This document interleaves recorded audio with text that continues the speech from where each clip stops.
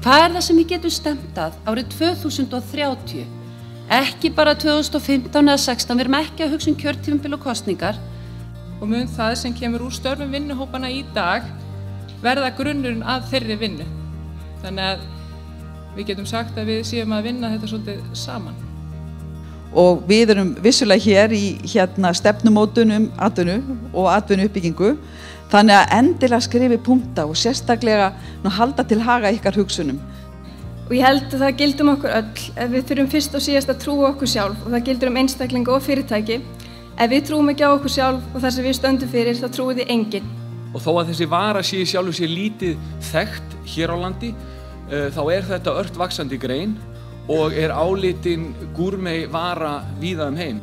Ég man ennþá þetta í dag að hvað mér þótti þetta alveg ótrúlegt þegar línan fór í gang og manneskja byrja að snirta og henda á færibandi og ég hljúpa eftir líninu og segja wow, þetta kom! Það sem við þurfum að gera að gera heiminn minni.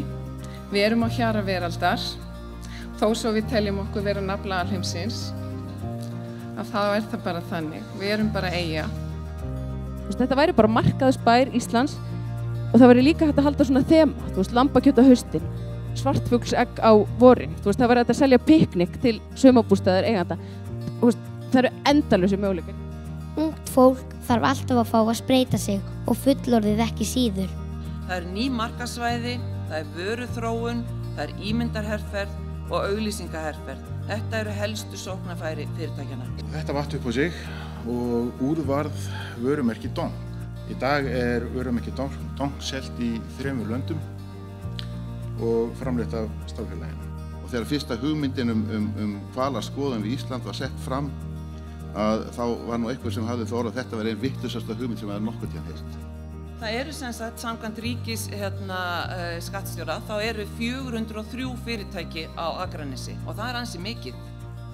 Og kosturum með að vera á Akranesi að það gríðarlega gott aðgengi að góðu starfsfólki.